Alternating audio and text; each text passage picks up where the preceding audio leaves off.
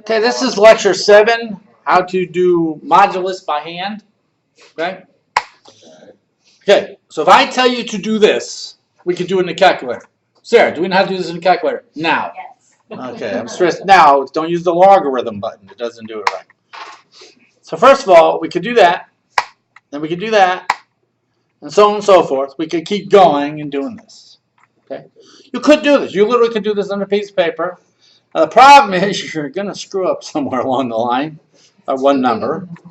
So we can do that. Everybody with me so far? Yes. Easy enough to do. Okay? Then we would have to do the whole division thing, divide by 26, and we get a remainder of 14. Again, still it's not hard. But it's tedious to do. Okay? Again, modulus is just like our school days division, but we don't care about this number at the top. All we care about is the remainder. Modulus is very handy in encryption. We're going to use it many, many times in this class. So, and I just wrote all these out there so you could kind of figure out how I got the math to work out. Okay? So far, so good? You see how that's a whole number? Yeah, I do, but the D12 confused me, so I'm just going to look at this. Okay. All right. It's like 8 times 4 is 32, and 32 minus 32. Here's another way to do it. 8 times 12 mod 26 is the same exact thing as 8 squared mod 26 times 8 squared mod 26, and so on and so forth. See those 2's? They add up to 12. So could you solve 8 squared mod 26 by hand? Yeah, that's 64 mod 26. How many times is 20? You know, pretty simple. I think it's 12, isn't it? Yeah, 12. Okay. So it's 8 squared mod 26 times 8 squared. So 8 squared mod 26 equals 12. 8 squared mod 26 equals 12. You need to carry down to mod 26. So 12 times 12 is 144. Mod 26 would be 14. And since we're doing the same thing 3 times, you really only do the calculation 1 time. That ends up being 14 times 14 times 14, which is that. Again, a much smaller number. And you get the exact same result. You see that? Everybody see how that works?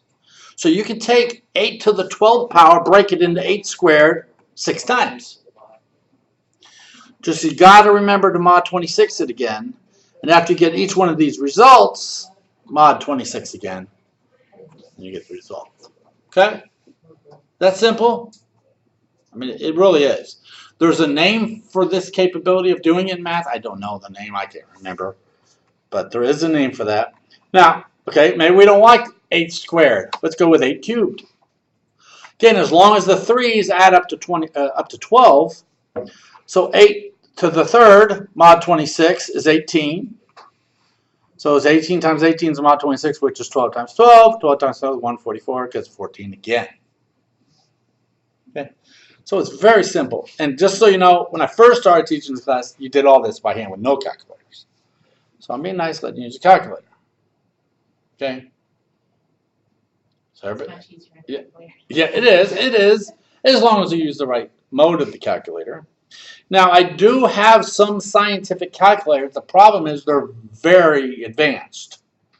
If you would like to borrow one, figure out how it works. Because you can change it into algebraic mode and it works the same as a normal calculator, but it's got like 85 buttons on it. You're welcome to borrow them. So it's up to you guys. So now if you do it in the library, I cannot 100% guarantee they're going to let you click typing calculator because they probably block everything. I don't know. So it's up to you, but you know, I would ask them. Call over there and say, hey, my instructor says I can use the scientific calculator. He's fine with the Windows calculator. As long as they're okay with that, you should be okay. All right. In the testing center? In testing center. I've had to use the scientific calculator on the computer. And they let you? Yeah, they didn't say anything about Okay. So I haven't taken a test. When they ask what class it is and you tell them, they just say, okay, go. Yeah. Yeah, it's on. Okay. So, I mean, exponents by hands is not difficult. You could have done 8 to the 6th mod 26, you know, just done it twice. You could do it anyway. So it's really, I mean, 8 to the 1 would really, it's nothing, so don't try it. You're wasting your time. Now, you could have also done, you know, you don't have to break it up evenly. You could do 8 to the 3rd and 8 to the 3rd, and then 8 squared 3 times. As long as the numbers of the exponents equal to 12, you're good. Okay? I mean, if you think about it this right here, you solved it one time on that first line, then you just triplicated it. So much easier. Okay? So everybody know what modulus is now. Everybody know how to do modulus. Modulus is great for things like determining if it's an odd or even number. You know, we look at the number 6 and we know it's an even number. But how does the computer know that? What if you're writing code and you want the code to be able to calculate is it odd or even? Or maybe if it's divisible by 3, mod it with 3. Maybe if you want to figure out the day of the week, mod it with 7. How do you code mod in Python?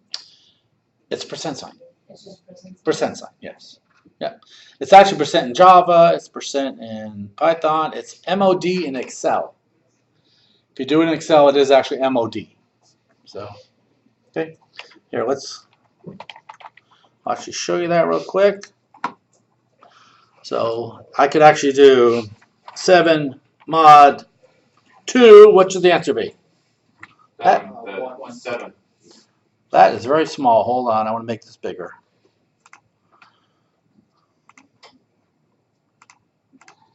Seven mod 2 should give me 1. Because you take the 2 and put it in front of the 7. How many times does 2 go into 7? 3 times. What's the remainder? 1. Done. There's modulus. Okay? So yeah, it's the percent sign. And we could actually do this. We could go 8 to the 12th power mod 26 and get 14. I'm doing Python as well. I'm not going to allow for this test because I've already got it made. Would it help on the other tests if I allowed you to use any Python script you wrote? So, I mean, if you had something like this, I mean, wouldn't that be like super easy? Yeah, like say we can use like an ASCII calculator or something like that. Yeah, well, like I did the index of coincidence. Yeah. Would y'all, if I allowed you all to do that? I think that'd be good because it also shows our programming skills. Right. I mean, learning the programs. Especially considering this time. Yeah, it is. It's time. Oh, it is time? Yeah, it's Yeah. got. Yes, it's time. It's 75. 75 minutes. And That's the problem is, the longer I make it, the more expensive it gets. Even if you finish in 15 minutes, it's still, $30? yeah, Yeah. $30. It's $10. It's not terrible. Good money. That's a whole box of diapers in my house. Yeah. So, are we okay on modulus? You know how to do modulus? You know how to do modulus by hand now? Easy enough? All right, we already did that one. All right, that's the end of that slide.